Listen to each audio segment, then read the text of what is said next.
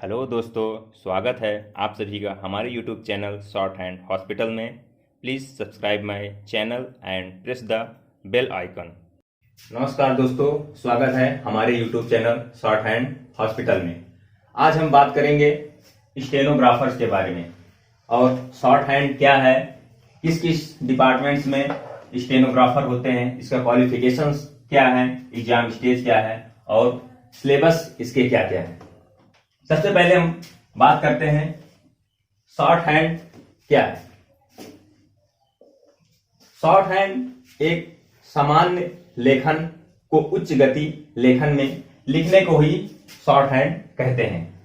जैसे कि हम अपने हाथ से हिंदी में या इंग्लिश में 1 मिनट में बहुत से ज्यादा 20, 25 या 30 शब्द लिख सकते हैं, लेकिन शॉर्ट हैंड ऐसा चीज है जिसमें हम 80, 100, 120, 140 प्रति मिनट शब्द लिख सकते हैं और कम समय में ज्यादा लिख सकते हैं, इसीलिए इसको शॉर्ट हैंड बनाया गया है।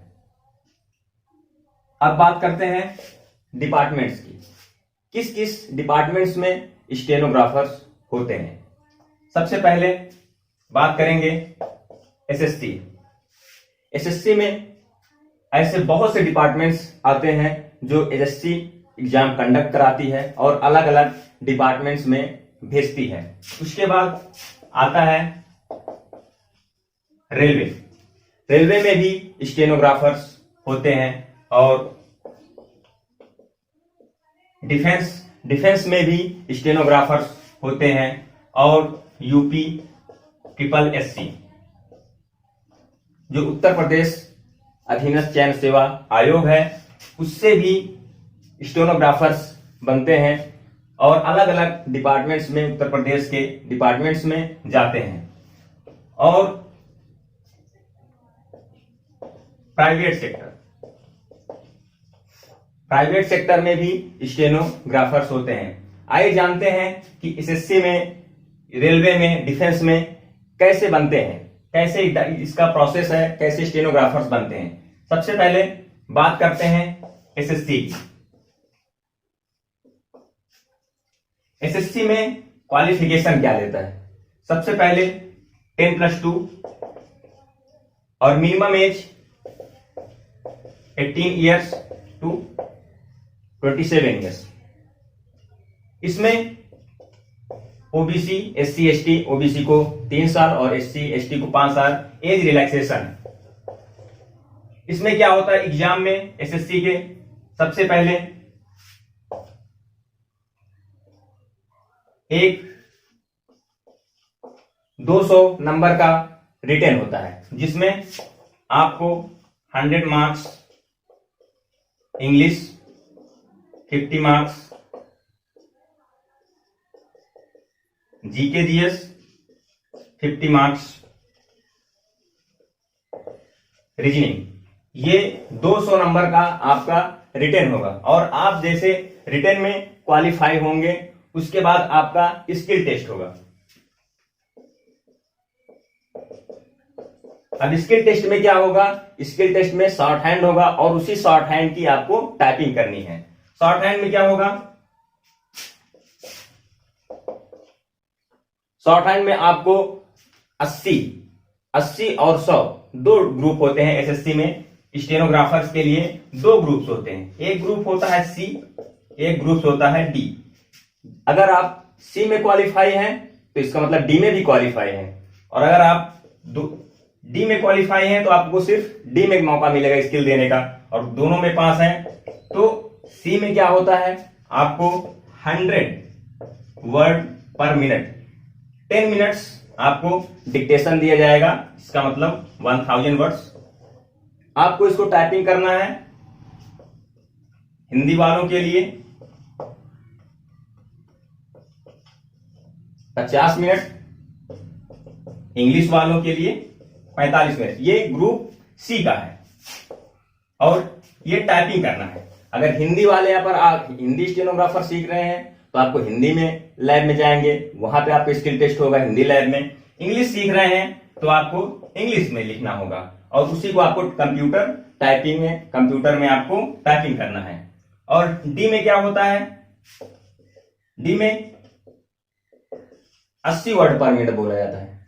आपको 10 मिनट आपको बोला जाएगा 800 वर्ड्स। इसको आपको टाइपिंग करना है। हिंदी वालों के लिए है 55 मिनट्स, इंग्लिश वालों के लिए है 50 मिनट्स। ये आपको टाइपिंग करना है और उसी टाइपिंग की आपकी चेकिंग होगी कि कितने वर्ड्स आपने सही लिखे, कितने गलत लिखे। उसी आधार पर आपका सिलेक्शन होना है। ये तो हो गया एसएससी के। अब बात करते हैं रेलवे की। रेलवे में जो स्टेनोग्राफर्स होते हैं, अभी जो लेटेस्ट में जो भी एग्जाम्स हुए हैं, इसमें आपको 100 मार्क्स का आपका एग्जाम होगा। और इसमें एसएससी में आपका माइनस मार्किंग 1/4 है। और रेलवे में क्या होता है, रेलवे में बता देते हैं आपको। आपका 100 मार्क्स का एग्जाम होगा। हिंदी के लिए जो हिंदी आप फॉर्म डालेंगे तो आप पहले देंगे कि हम हिंदी सीखे हैं या इंग्लिश सीखे हैं। अगर आप हिंदी कर रहे हैं तो आपको 100 में से मार्क्स में से आपको सिलेबस में आएगा हिंदी, जीके जीएस, मैथ और रीजनिंग। ये मिलाकर पूरे कोई क्वेश्चन कितने नंबर का आएगा ये फिक्स नहीं है कि कोई 50 का है 40 का है, कोई फिक्स नहीं। इसी में से आने हैं आपको हिंदी वालों के लिए। और इंग्लिश वालों के लिए क्या आएगा, ये तीनों तो सेम रहेंगे, ये बदल जाएगा। इंग्लिश वालों के लिए यहां पर इंग्लिश आएगा स्टेनोग्राफर रेलवे में, और सारी चीजें वही रहेगा 100 मार्क्स। और इसमें माइनस मार्किंग है आपका 1/3। अब बात करते हैं डिफेंस की। एसएससी हो गए, रेलवे हो गए, इसमें बहुत सारी सीटें आती हैं। और डिफेंस में एयरफोर्स, आर्मी, इसमें सीटें कम आती हैं। लेकिन इसका सबसे ज्यादा बेनिफिट है डिफेंस का। आप फॉर्म डालेंगे, बताएंगे कि हम इंग्लिश से सीख रहे हैं, हिंदी से, तो जैसे ही जिस दिन एग्जाम होगा आपका, कभी कभी वो लोग रनिंग करा लेते हैं, कभी कभी रनिंग नहीं कराते, जो फिजिकल। और आपको सुबह मॉर्निंग में आपका एग्जाम होगा और उसके बाद एग्जाम का रिजल्ट आएगा, तुरंत आपका स्किल होगा, स्किल का रिजल्ट आएगा, उसके बाद आपको फाइनल रिजल्ट दे देंगे शाम तक में आपको फाइनल रिजल्ट मिल जाएगा कि किसका सिलेक्शन हुआ है, किसका नहीं सिलेक्शन। सबसे ज्यादा बेनिफिट इसका यही है कि आप सुबह एग्जाम दे रहे हैं, शाम को पता चल जाएगा कि किसका सिलेक्शन हुआ है, किसका नहीं सिलेक्शन हुआ है। और एसएससी में सालों लगते हैं, 1 साल 1.5 साल, इसी तरह इसमें भी। और इसमें क्या है, यूपी ट्रिपल एससी जो उत्तर प्रदेश अधीनस्थ चयन सेवा आयोग कंडक्ट कराती है एग्जाम। इसमें क्या आता है, इसमें सिर्फ हिंदी वाले जाते हैं, जो स्टेनो होते हैं, स्टेनोग्राफर्स, सिर्फ हिंदी वाले। इंग्लिश का इसमें कोई सीट्स नहीं, इंग्लिश का कोई सीट नहीं है। और इसमें अलग अलग डिपार्टमेंट है उत्तर प्रदेश का सब, तो यूपी ट्रिपल एससी के माध्यम से ही जाते हैं। इसमें क्या है, अभी तो इसका प्रोसेस बदल गया है, लेकिन जो पिछला हुआ है उसमें हिंदी, जीके, जीएस और रीजनिंग, ये तीन ही सब्जेक्ट्स आए हैं। और उसके बाद जैसे एसएससी में इसका स्किल टेस्ट होता है, इसमें सिर्फ एक ही ग्रुप होता है, इसमें ग्रुप कुछ नहीं होता, सी या डी कुछ नहीं होता है, इसमें सिर्फ स्किल होता है। 80 पे आपका स्किल होगा। और इसमें एक प्रोसेस स्किल में और आ जाता है कि आपको शॉर्ट हैंड का जो टाइपिंग करना है वो तो करना ही है, आपको एक अलग से टाइपिंग देना पड़ेगा, हिंदी का भी और इंग्लिश का भी। जो अलग से टाइपिंग आपको देना है, इंग्लिश का 30 पर वर्ड्स मिनट, 30 शब्द प्रति मिनट, और हिंदी के लिए 25, ये भी आपको पास करना है। और स्किल का जो 80 वर्ड्स पर मिनट आपको देने हैं, 800 वर्ड 10 मिनट में, उसके लिए भी आपको 55 मिनट्स या कभी कभी 60 मिनट्स दे दिया जाता है। तो आपको ये तो टाइपिंग करना ही है, इसके साथ ही आपको ये भी पास करना है यूपी ट्रिपल एससी में। उसके बाद प्राइवेट सेक्टर्स में आते हैं, डायरेक्ट जो होते हैं उनका स्किल टेस्ट लिया जाता है, उनमें इंटरव्यूज भी होते हैं। और यूपी ट्रिपल एस सी में एक और है, स्किल के बाद आपका इंटरव्यू होगा, इसके भी मार्क्स जोड़े जाते हैं, इसके भी मार्क्स, और रिटन के भी मार्क्स जोड़े जाएंगे, उसे से आपका फाइनल मेरिट्स बनता है। और बात करते हैं अब हाई कोर्ट्स की, जो और अदर डिपार्टमेंट्स है।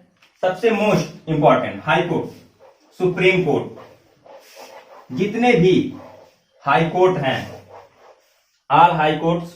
सबसे पहले हाई कोर्ट की बात करते हैं। हाई कोर्ट और सुप्रीम कोर्ट, ये पता होगा आपको कि उसमें हिंदी नहीं चलता है, उसमें सारे काम आपको इंग्लिश में ही करने हैं। सुप्रीम कोर्ट और हाई कोर्ट, इन दोनों में सिर्फ इंग्लिश स्टेनोग्राफर्स,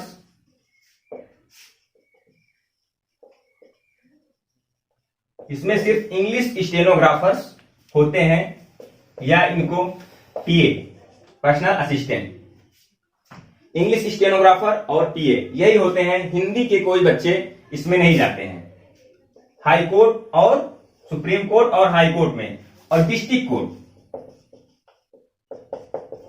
डिस्ट्रिक्ट कोर्ट में हिंदी और इंग्लिश दोनों ही स्टेनोग्राफर्स होते हैं, हिंदी के भी स्टेनोग्राफर्स और इंग्लिश के स्टेनोग्राफर डिस्ट्रिक्ट कोर्ट में, याद रखिएगा। यह हो गया हमारा डिपार्टमेंट्स। अब बात करते हैं, और एक बात और बता दे रहे हैं आपको कि आप ये कंफ्यूज होंगे कि हिंदी का ज्यादा स्कोप है कि इंग्लिश की। जैसे मैंने अभी बता दिया कि यूपी ट्रिपल एस सी सिर्फ हिंदी वाले बच्चे होते हैं उसमें, और सुप्रीम कोर्ट और हाई कोर्ट में सिर्फ इंग्लिश वाले बच्चे होते हैं। यहां पर देखा जाए तो इंग्लिश का थोड़ा सा ज्यादा स्कोप है। क्यों है? और ज्यादा बच्चे इंग्लिश से ही सिलेक्शन जल्दी मिलता है। क्यों मिलता है? क्योंकि ऐसे कई हाई कोर्ट्स हैं, Gujarat high courts, Chandigarh high courts, MP high court, ऐसे कई हाई कोर्ट्स हैं जहां पर आपको डायरेक्ट स्किल देना है। आपको कोई रिटन एग्जाम नहीं देना है, आपको डायरेक्ट स्किल देना है। वहां पर 100 पे आपको वर्ड पर मिनट, आपको 6 मिनट या 10 मिनट जैसा भी होता है, आपको वहां पर सिर्फ कितने मिनट्स का स्किल देना है डायरेक्ट, और आपको उसी को टाइपिंग करना है। उसी में आप स्किल में पास हो गए तो आपका फाइनल सिलेक्शन है। ये फायदा है इंग्लिश वालों के लिए। और हिंदी वालों के लिए क्या है कि डायरेक्ट स्किल कहीं नहीं मिलता है, सिर्फ राजस्थान को छोड़कर, राजस्थान हाई कोर्ट ऐसा है जहां पर हिंदी वालों को डायरेक्ट स्किल देने को मिलता है, और बाकी आपको बिना रिटन के नहीं मिलेगा। अब बात करते हैं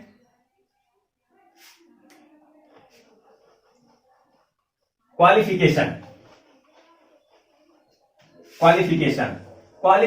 क्या होनी चाहिए? मिनिमम क्वालिफिकेशन सभी को पता है 10+2, 10+2 में होना ही चाहिए, 10+2।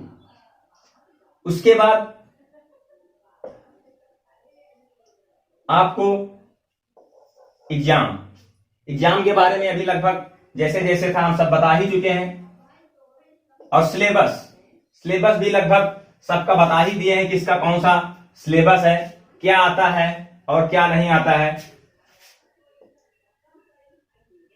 ठीक है। अगर इसके बावजूद भी अगर आपको कोई कंफ्यूजन हो, कोई चीज ना समझ में आया हो, तो आप हमारे कमेंट बॉक्स में कमेंट कर सकते हैं और आपको सारी जानकारी मिल जाएगी। और शॉर्ट हैंड कैसे पढ़ना है, क्या करना है, कुछ नहीं समझ में आ रहा है, तो आप हमारे चैनल शॉर्ट हैंड हॉस्पिटल पे जा सकते हैं और सारा वीडियो आपको वहां पर मिल जाएगा कि कैसे हमको शॉर्ट हैंड पढ़ना है, कैसे नहीं पढ़ना है, क्या करना है, क्या नहीं करना है, सारा डिटेल्स आपको मिल जाएगा। और अगर आप नए हैं और अभी तक हमारे चैनल को सब्सक्राइब नहीं किया है तो प्लीज हमारे चैनल को सब्सक्राइब करें, लाइक्स एंड कमेंट शेयर, ताकि सभी जितने भी स्टूडेंट्स हैं सभी को पता चल सके कि क्या हमको करना है। जो भी कंफ्यूजन हो आपके पास आप कमेंट बॉक्स में लिख दीजिए, आपको सारी चीजें बता दी जाएंगी। आई होप आपको सारा डिटेल्स सब क्लियर हो गए होंगे। Thank you for watching. Thanks.